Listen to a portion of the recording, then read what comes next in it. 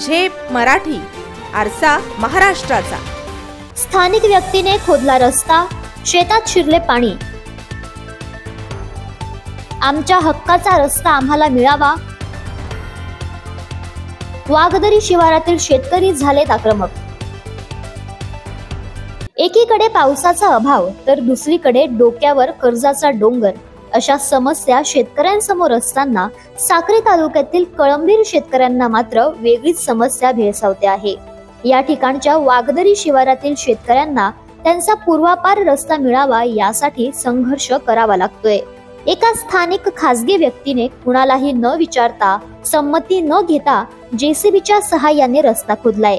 आता या परिसरातील शेतकऱ्यांना रस्ताच शिल्लक नसल्याने प्रचंड अडचणींचा सामना करावा लागतोय। खोदलेल्या रस्त्यामुळे वाहून येणारे पावसाचे पाणी या भागातील शेतांमध्ये शिरल्याने शेतीचं देखील मोठं नुकसान होतंय। विशेष म्हणजे या संदर्भात शेतकऱ्यांनी तहसील ऑफिसला जाऊन निवेदने दिले, अनेकदा खेट्या मारल्या, परंतु त्यांना कुणीही दाद देत नाही। म्हणून शेतकऱ्यांनी शेवटी रस्त्यावर उतरून आंदोलन केले। प्रकाश शेवाळे, भिका शेवाळे, देवीदास भामरे, अविनाश भामरे, नाना थोरात, मधुकर शेवाळे, महेंद्र ठाकरे यांच्यासह अनेक शेतकरी या आंदोलनात सहभागी झाले। शेतकरी बोलत आहे कळंबीर तालुका साक्री जिल्हा धुळे।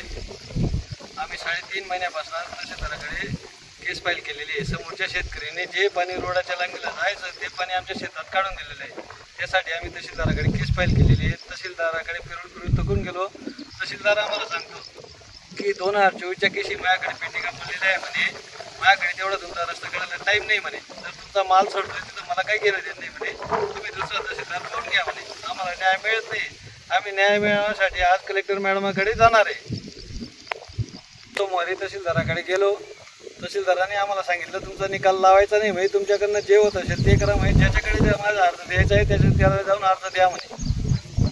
स्वामी भाऊसिंग दाभाडे या व्यक्तीने जेसीबीच्या सहाय्याने रस्ता खोदला असून त्याच्यावर कायदेशीर कारवाई करावी असे लेखी निवेदनही या शेतकऱ्यांनी दिले, परंतु अधिकाऱ्यांनी त्यांना प्रतिसाद दिला नाही।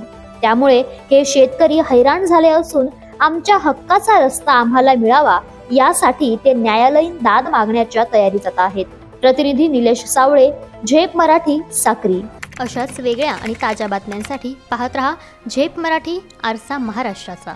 संपादक प्राध्यापक अनिल चव्हाण, धुळे।